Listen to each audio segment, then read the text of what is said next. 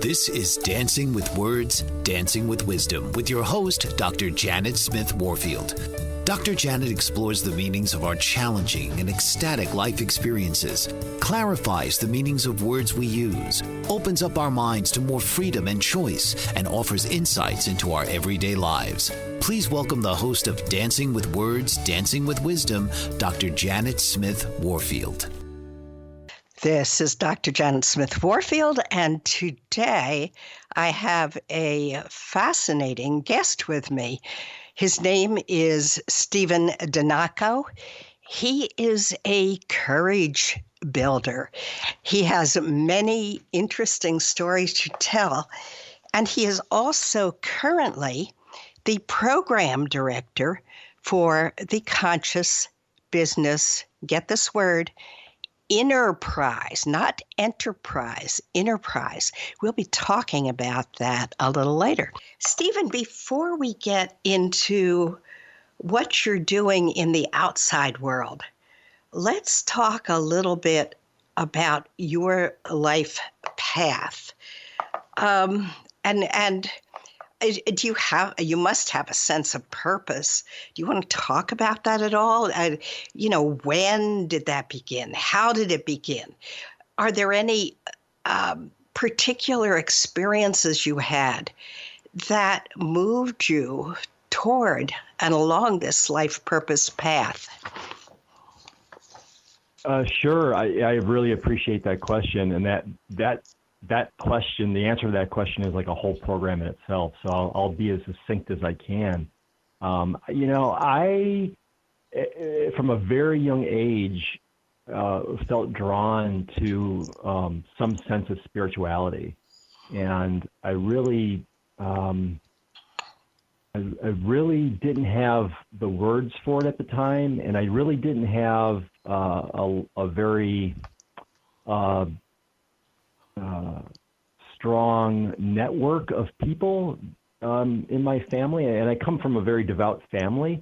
My experiences were much different than like just going to church, and I had this really profound experience when I was like 7 years old, when I was floating above myself in bed, and it just felt absolutely real, and I was always drawn to things that were deeply spiritual. And as I grew older, I sort of lost touch with that because I got socialized into the world as it is, the world of the material, and kind of did the things that were expected of me, go to school, get the job, kind of work towards all of the typical milestones we're expected to have. And it wasn't for many, many years until I got reacquainted with my spirituality just through, this was actually after 9/11.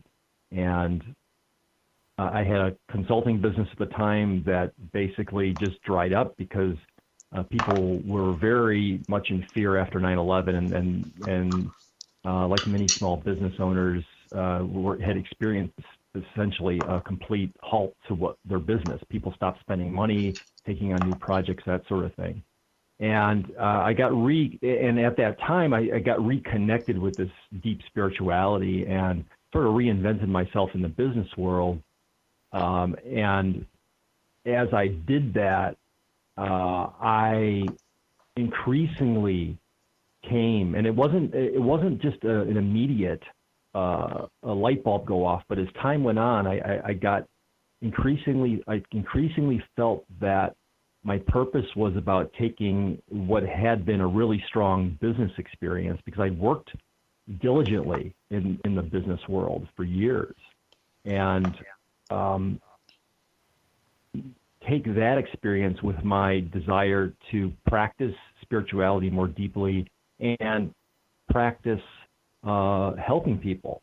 And it wasn't about like leaving the business world behind to just help people, but it was really about taking those two things, my desire to help and to practice spirituality with my business experience. And it took a long time to get there, but when I finally had the realization that that felt resonant as my purpose, I really haven't looked back. Okay, and this idea of integrating business and spirituality, from my perspective, that seems like a huge challenge because in their dysfunctional aspects, they seem so separate and apart. Do you have any insights on that? Yeah, so, well, and I would have believed that at one time myself. I certainly came from the typical practice of business, particularly in the West, where business is an entity unto itself, and there's no connection with anything emotional or spiritual or artistic or aesthetic. And as I was, and I'll tell you, I think one of the really powerful transformational experiences I had as a business person is when I became a manager. And I'd done project management for many years, but when I actually became a manager of people, and there were people who were reporting to me, and they were coming to me with issues to resolve, and I was responsible for monitoring their performance and so forth. And there was something about that position when I came into it that I felt like this really deep sense of responsibility to those people, first and foremost as people. And that was a really big shift for me, because it wasn't as if, and I had this realization that the truth was that the people that you manage in a business aren't just like cogs in a wheel. They don't just exist to get a job done, but really, fundamentally, first and foremost, they are people. And I came into this group, this management experience, into a group that had suffered like really poor morale. They had poor management before I came in. They were really beaten down, and they really didn't have a good sense that somebody was there to support them.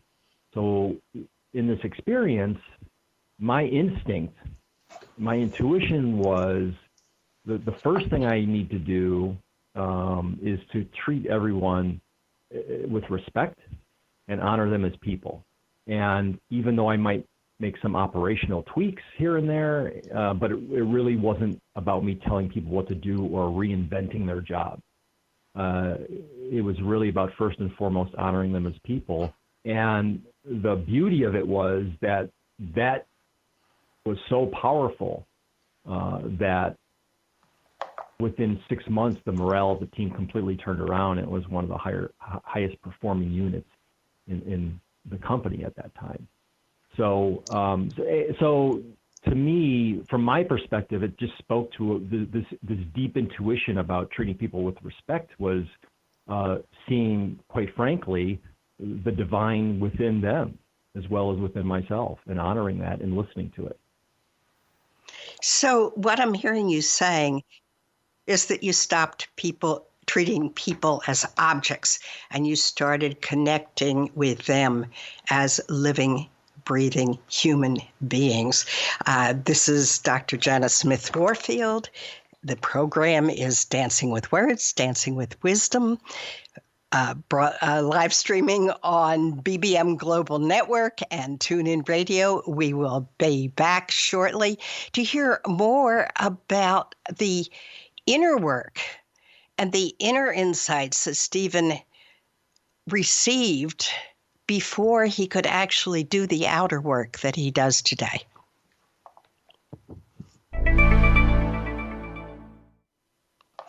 We are back on BBM Global Network and TuneIn Radio.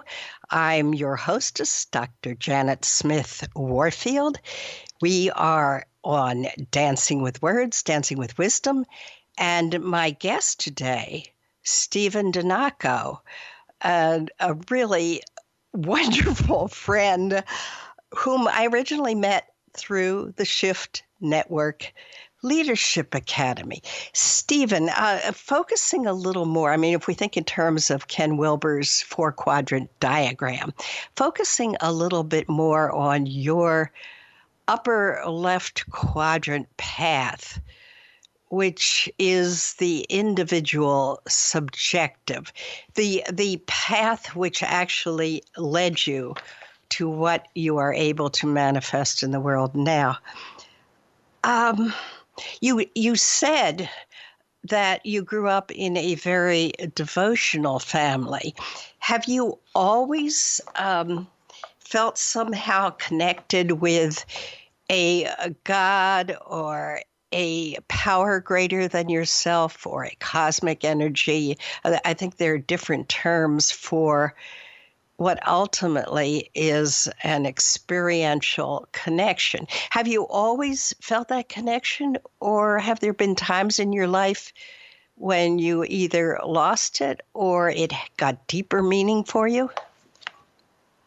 Yeah, that's an excellent question. So the first thing I'll say is that I realize and I understand that the connection has always been there throughout my life. My awareness of that connection hasn't always been consistent. So I want to just give that disclaimer because I very much know and believe that spirit, God, presence, source, whatever we want to call it, is always there and available.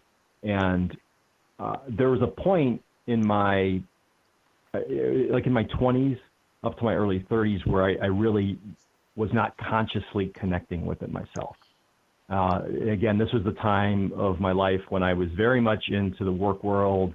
It was all about advancing my career and striving for all the material things that were socialized into believing that somehow we need in order to feel fulfilled. So that was the point where I did not consciously have the connection, even though I understand it today to have always been there.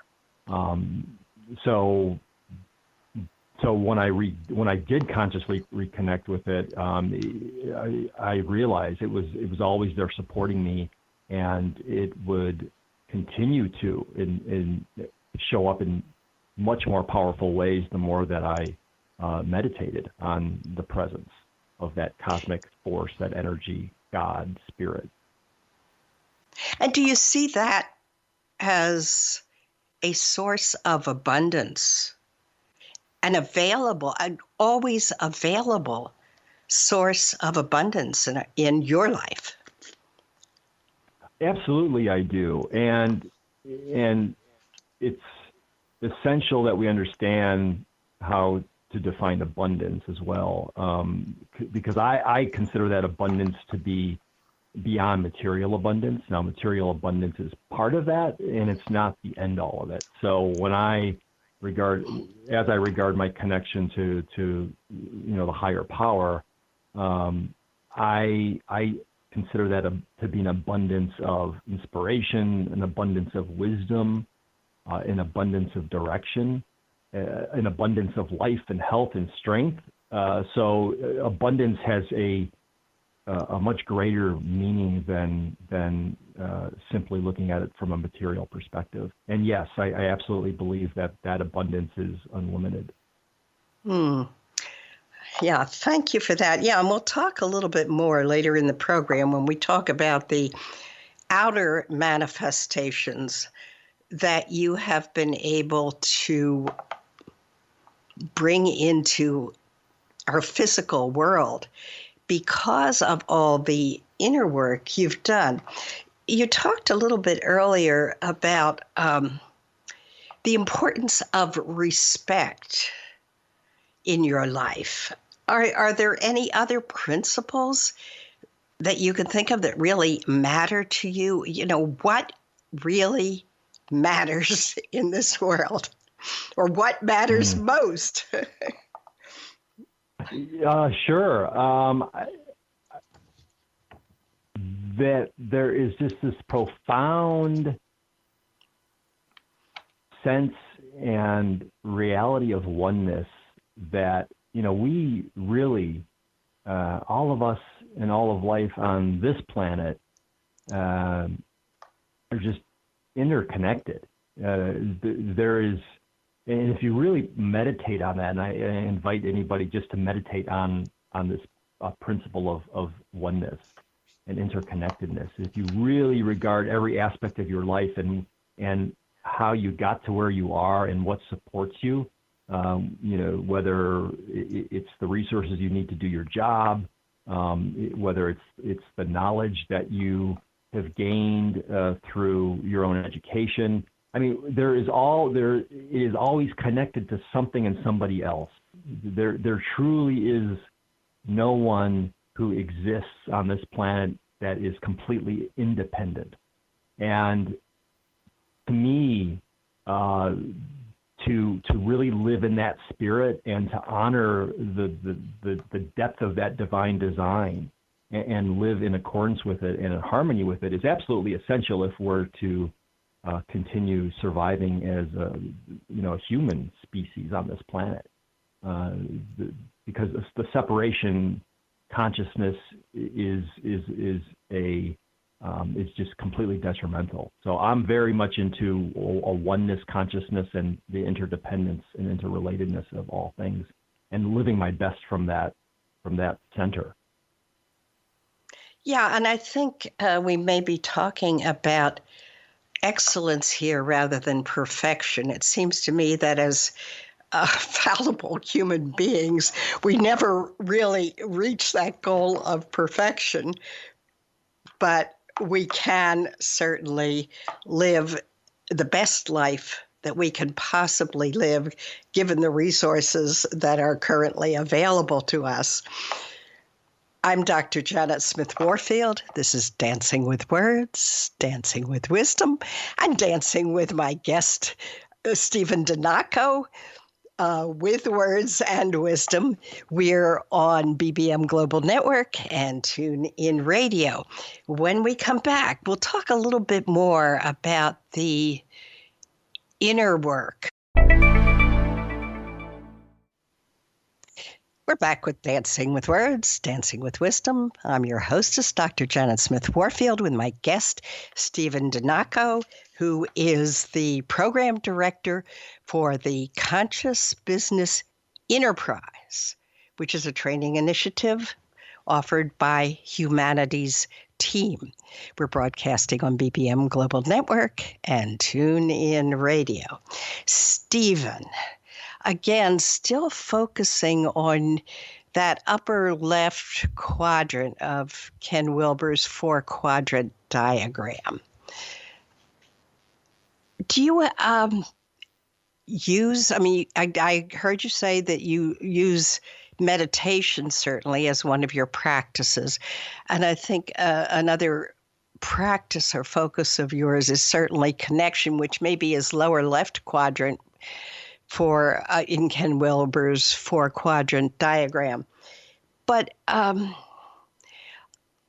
do you work with intention, consciously work with intention?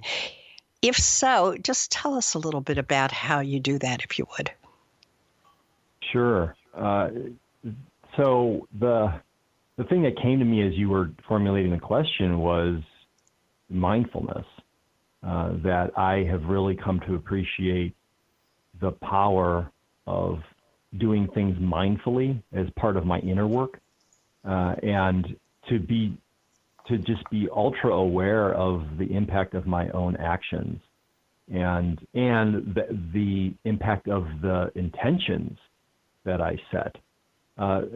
So there's, for me, a very deep reverence for the power of intention, and mindfulness is it's like the fuel for that, and to just be so aware of how my inner self is developed and is nurtured, and the more that I have that inner mindfulness, and this includes self-acceptance and self-love. For a long time, I wrestled with an inner critic, and I still do at times, but it's nowhere near as violent as it once was. So as I practice that mindfulness of the sacredness of my own life, it helps me then to, we're getting to the outer, it helps me to show up with greater intention, with greater love, with greater wisdom as I go forward to do the work of conscious business and of living my own life. Talk a little bit more, if you would, about that inner critic and how you have dealt in your personal life with that inner critic. Sure. There's, and the inner critic is an interesting phenomenon that seems to be fed by a lot of inner chatter, like some people might call it monkey mind, and it's also fed by introjecting what we believe others think of us, or what we believe others think we should be doing with our lives. So, inner critic gets a lot of energy from a lot of different places, and for me, for a long time, it was very much about if I wasn't doing something that I thought wasn't pleasing somebody else, or I wasn't doing something right in the eyes of the other, my inner critic would come up and just beat me up over it. And I had a conversation with somebody yesterday about this, where I really came to think about it, and at the end of the day, the extent to which other people are thinking about me is a lot less than I think they are. In other words, if I feel somebody, an authority figure, wants me to be something, or wants me to do something, or is judging me, really, in reality, that person's probably only thinking about me for like a nanosecond a day, if that.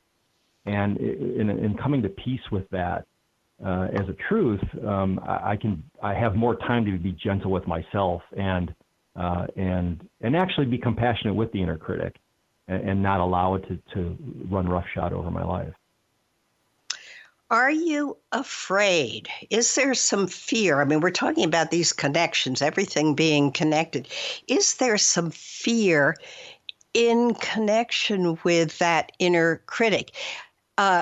Is there fear of what other people may think, say, or do if you don't do what they want, or if you stand in your own truth and integrity? Do you see a connection there with inner work on fear? Sure. And there was a point where I was much more afraid. This is the beauty of doing one's inner work, is that we can sit with that fear. I mean, most people will want to avoid it somehow. And if we sit with it and just come to feel it and understand it, and know that it also will pass, it strengthens inner resolve, and it then strengthens our inner encourager, right? Because you started this program saying that the courage builder, so I believe just as strongly, if not more so, in my inner encourager, and I then allow that to rise within me. And what does that inner encourager look like to you? What does it feel like? How does it work? Can you tell us? Sure. That's the part of me that loves me unconditionally, that absolutely believes in me, that believes I've been put on this earth for a purpose.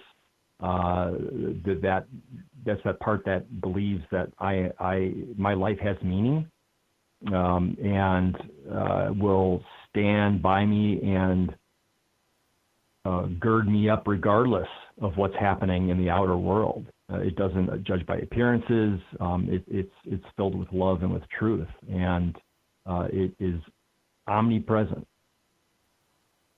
And always available to you, I'm assuming, through perhaps your connection with this source, power greater than yourself. I don't know. And we're reaching the end of our segment. I'm Dr. Janet Smith Warfield with my guest, Stephen Donaco. We're dancing with words and dancing with wisdom on BBM Global Network and TuneIn Radio. Dancing with words, dancing with wisdom. My guest, Stephen Donaco. This is your hostess, Dr. Janet Smith Warfield. We are on BBM Global Network and TuneIn Radio. Stephen,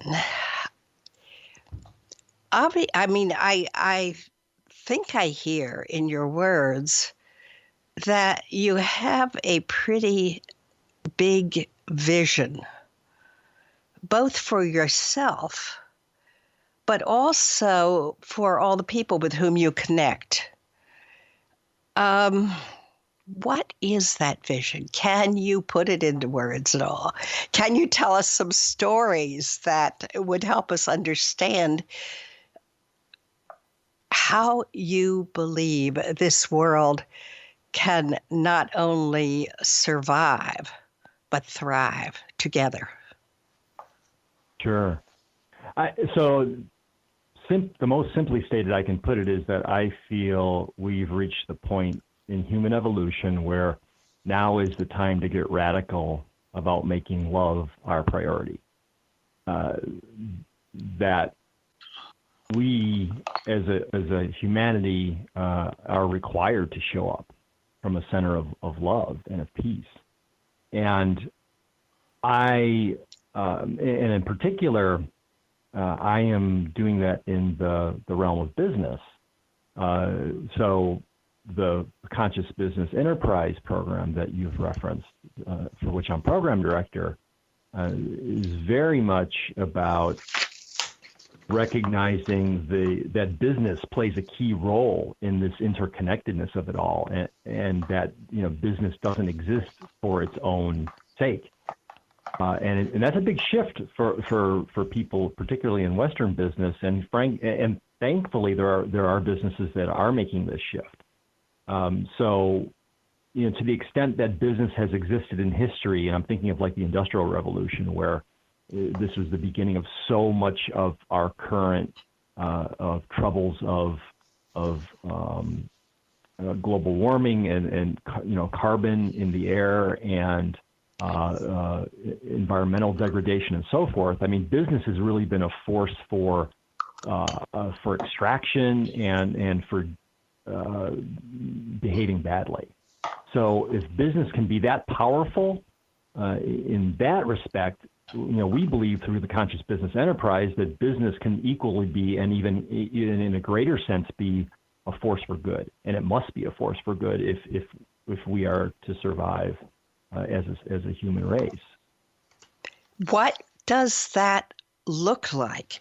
This business that is a force for good. Can you give us some specific examples of this vision that you've got?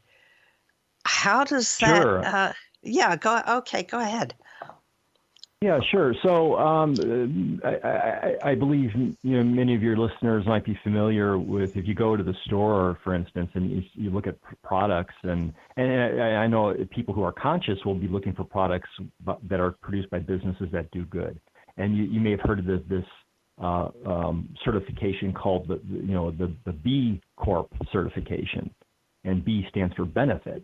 And the idea is that for-benefit corporations are focused not only on a single pillar of profit as being the end-all and be-all, but they're equally focused on social responsibility and environmental responsibility.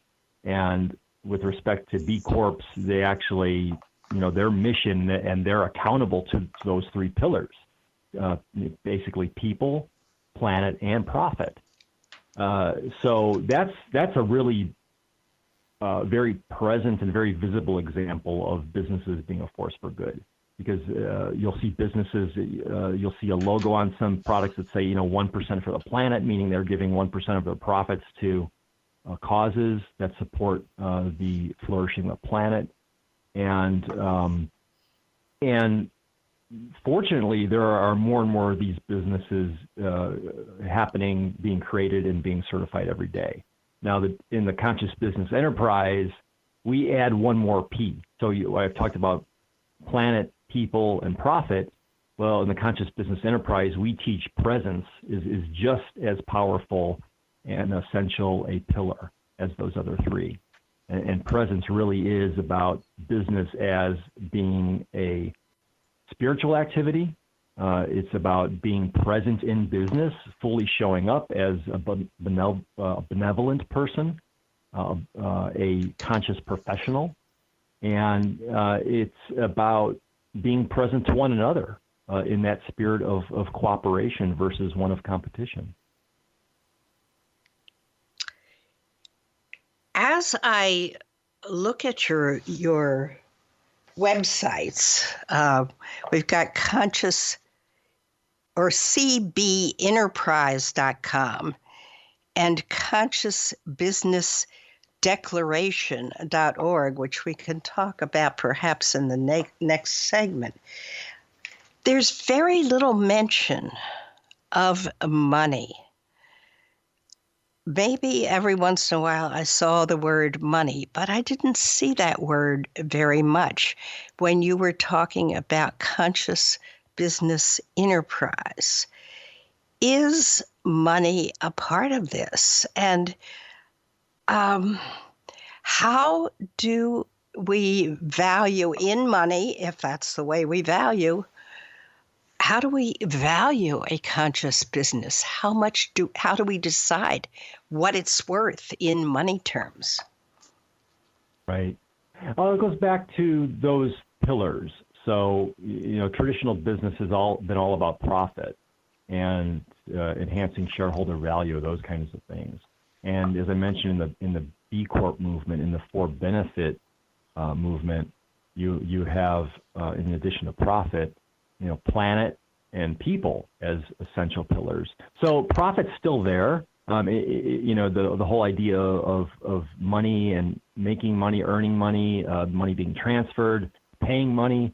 There isn't an elimination of that, but there is a leveling of that with these other aspects. So if we go back to our earlier discussion of abundance, abundance isn't all about just being financially wealthy. You can have all the money in the world, but if there really isn't a planet on which to do business anymore, it really doesn't matter. So we look at financial abundance as one pillar, and then the environmental abundance, social abundance, and then spiritual abundance are equally essential. You're listening to Dancing with Words, Dancing with Wisdom on BBM Global Network and TuneIn Radio. I'm your hostess, Dr. Janet Smith Warfield. We'll be right back with more fascinating conversation. We're back with my guest, Stephen Donaco. This is Dr. Janet Smith Warfield, Dancing with Words, Dancing with Wisdom on BBM Global Network and TuneIn Radio. Stephen, during the last segment, we were talking about this whole issue of money as part, and you are saying it is part of conscious business. And yet, for myself, I often envision a world where we become so aware of the abundance that we have that we are simply giving to one another out of abundance, out of service, and perhaps a money system isn't even necessary. I mean, is this simply a conditioning that we've all been inculcated to, and which is human created and very arbitrary? Yeah, so I share that vision with you, absolutely. I am holding that out as well in my consciousness.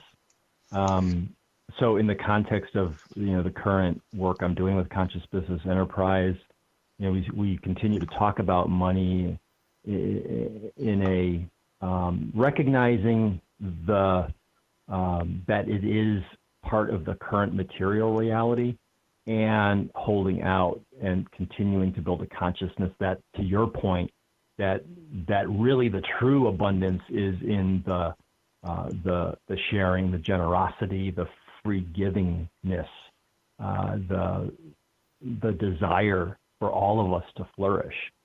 And so I'm absolutely on board with you there, and I feel like what we're doing in this current work in conscious business, whether it's conscious business enterprise or conscious capitalism is another movement, or B Corps, we're sort of bridging, we're the bridge between the current paradigm and what is emerging as the new paradigm of that generosity and the antiquity of our money system, and moving to something that's much more abundant, much richer, and not operating from a scarcity, win-lose type of consciousness. And also, it seems to me, not operating from a control consciousness, but much more from a freedom of choice in each and every moment consciousness. I mean, you have any comments about that? Absolutely. I agree with you there as well, because part of the current conditioning is I know you're aware of, and as we all have grown up in, is that there's so many people that don't have the opportunity or have been discouraged from the opportunity to pursuing a passion, right? Pursuing something that they really feel resonant and like it has been a God-given talent, something that they could really offer the world in a powerful way, but they were socialized out of it because for whatever reason it doesn't make money. There's no market for it. No one's gonna care. There's all these reasons that conditioned society gives us as to why somebody shouldn't pursue their passion, and it's a tragedy. So in the new paradigm, part of that abundance, that infinite abundance, is that we all can show up with our gifts and offer them freely and be mutually benefited by the sharing of our gifts, regardless of what they are, whether they're artistic or technical, whether they're environmental, or if they're if they're exploratory. So there is a new paradigm emerging, and it will be lovely to see everybody show up in their full authenticity to offer their gifts to the world in a new form of business. Nice. Talk a little bit about this conscious business declaration and how you use the term inform, but I think what you're saying is helps you gain information so that you can manifest the work you're doing more fully. Tell us about it. Sure. So the Conscious Business Declaration was developed in 2015, and there are 4 non-governmental organizations, including Humanities Team, which you referenced at the beginning. So Humanities Team, the Goi Peace Foundation of Japan, they put up these peace poles that you may have seen around your neighborhood or around the community or around the world, literally. The Club of Budapest in Hungary, and then Case Western Reserve University Fowler Center for Business. So these 4 organizations came up with this Conscious Business Declaration. There are 7 principles of conscious business, and it became the basis for the conscious business enterprise, for the training program, and for the vision of training conscious business change agents to go out in the world and practice these principles. So if you go to consciousbusdeclaration.org, you can read the 7 principles, and you can actually sign the declaration if the principles resonate with you. But essentially, the principles, just in summary, are oneness, the purpose of business being to contribute to a healthy environment and human well-being, transparency, economic, social, and ecological transparency, business being a positive and proactive member of society, business as celebrating the interconnected nature of all human beings and all life, and then in alignment with this oneness, business being among the most powerful forces for good. I hear you use this term oneness, and I'm a little challenged with that. I like better the idea of conscious individuals connecting, so that I like the idea of us all being connected and interconnected and supporting one another. You have any thoughts about this idea of oneness? It almost sounds as if we ought to be clones of one another, and I don't think that's what you mean. No, not at all. I mean, this is full honoring of our like individual manifestations. I mean, we're all here in these vessels we call bodies. So, and with that, we all have our own personalities, our own egos, our own desires, our own intentions. And so oneness, a transcendent principle that by all of us as individuals coming together in the interest of affirming life, we are practicing a oneness beyond the material realm. This is Dancing with Words, Dancing with Wisdom. I'm Dr. Janet Smith Warfield. We are on BBM Global Network and TuneIn Radio. Join us for our finale with Stephen Donaco. I'm Dr. Janet Smith Warfield with my guest, Stephen Donaco. We are Dancing with Words, Dancing with Wisdom. Stephen's the program director for Conscious Business Enterprise, which is a training initiative offered by Humanities Team.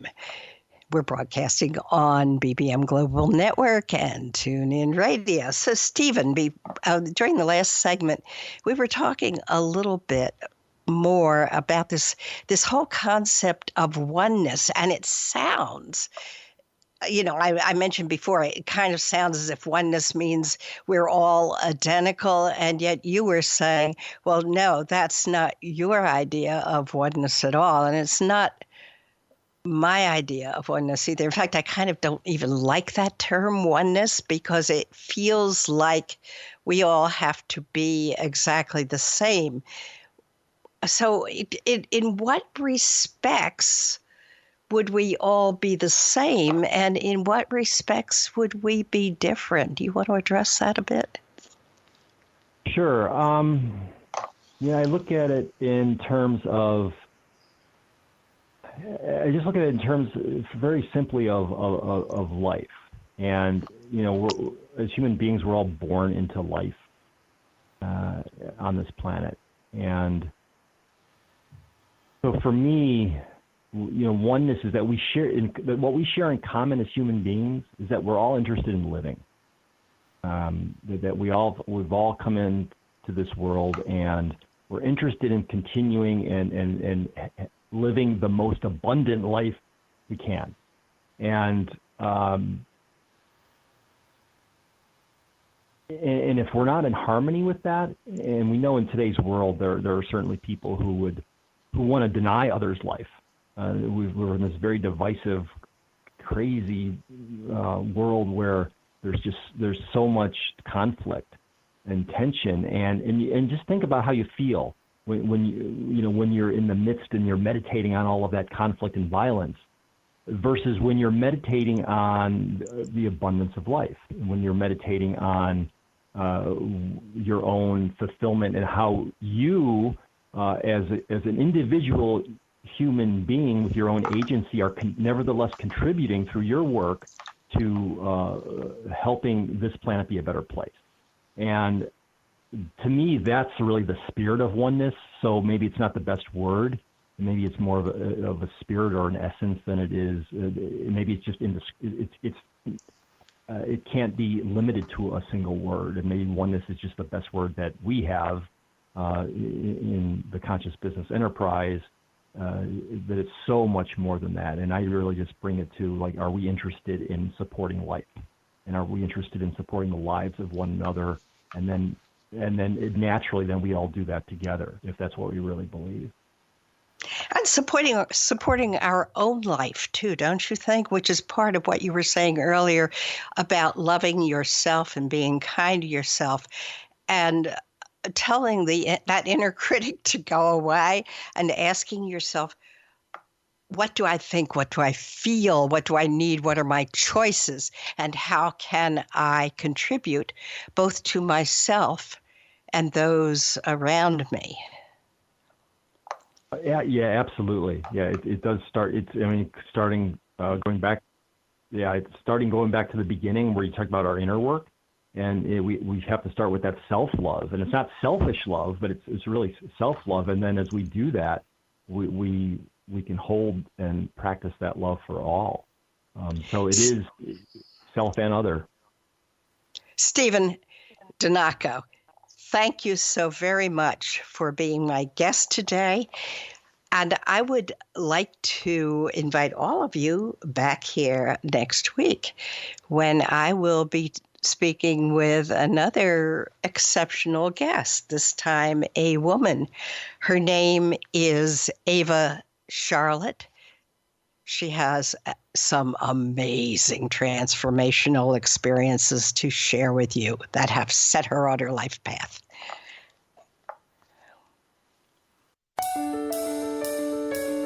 This has been Dancing with Words, Dancing with Wisdom with your host, Dr. Janet Smith Warfield. Listen each week as Dr. Janet uses words in atypical ways to shift you into experiences beyond words and transforming turmoil into inner peace. Here on Dancing with Words, Dancing with Wisdom.